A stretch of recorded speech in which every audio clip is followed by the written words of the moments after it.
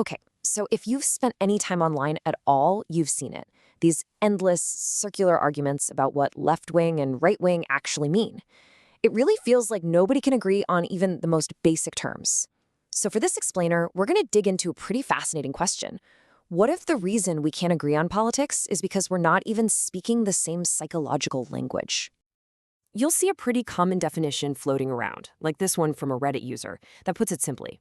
The left supports collectivism and statism. The right supports individualism and anti-statism. Seems straightforward enough, right? The group versus the individual. But as you're about to see, this simple idea starts to fall apart almost immediately. Because then another user chimes in with a totally different way of looking at it: internationalism versus nationalism. But hang on a second. Isn't nationalism a type of collectivism? Prioritizing the national group? And isn't the right often for global free trade, which sounds pretty darn international? The lines are already getting super blurry. And then you get a third take, which sounds a lot more philosophical. The left wants to dismantle social hierarchies while the right wants to strengthen them. I mean, this sounds profound, but again, you can poke holes in it all over the place. So what is going on here? Why are these definitions so slippery? This is really the heart of the issue. What if the problem isn't the politics at all? What if the real reason we disagree so fundamentally is because we're wired to approach the world from completely different psychological starting points? To get that, we actually have to step away from politics for a minute. So this brings us to a really powerful concept from psychology that has absolutely nothing to do with Democrats or Republicans, but it has everything to do with how we form our beliefs. It's called the need for cognitive closure. According to researchers, this is a fundamental human drive. It's that desire for a clear, solid answer, really any answer, over feeling confused and uncertain.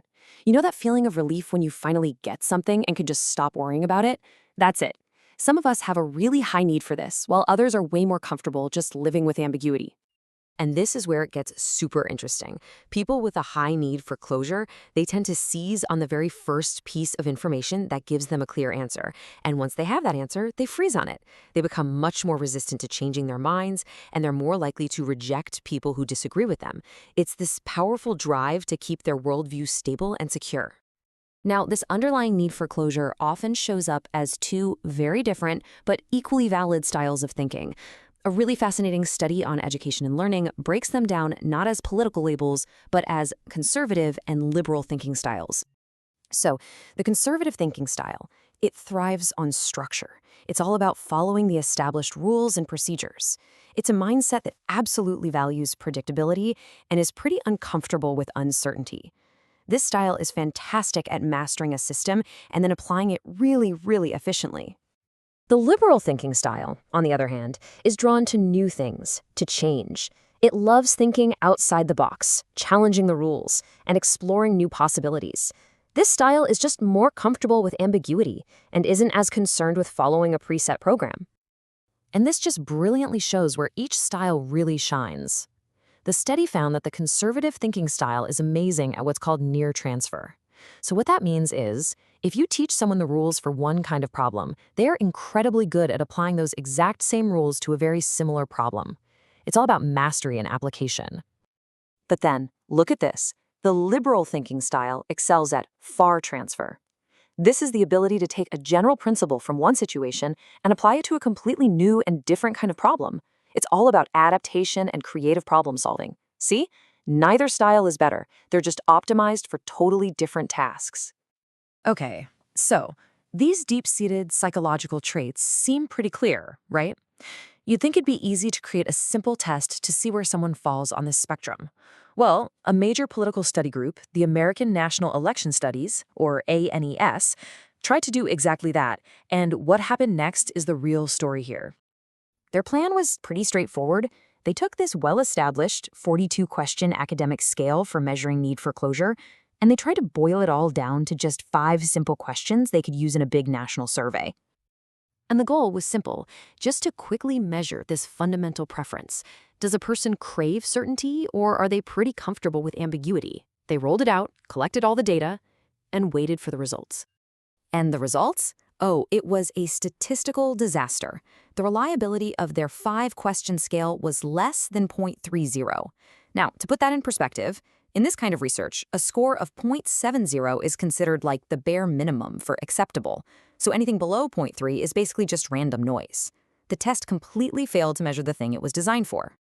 So the crucial takeaway is, even for the experts, this stuff is incredibly hard to pin down. The researchers themselves basically said that human psychology is way too complex to be neatly captured by a simple quiz.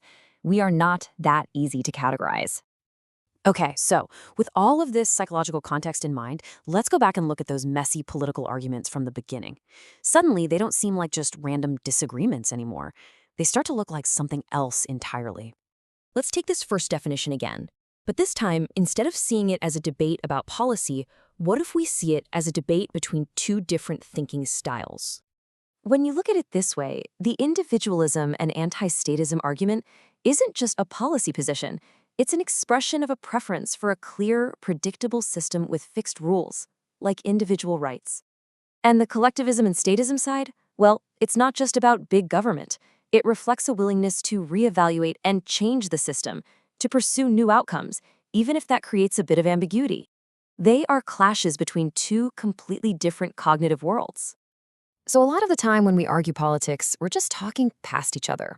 One person might be coming from a place that values stability, structure, and proven methods. The other might be coming from a place that values flexibility, novelty, and reimagining the rules from scratch. And that deep underlying need for closure we all have, it can cause us to freeze on one of these identities, making it a part of who we are and incredibly difficult to change. Which leaves us with a final, really challenging thought.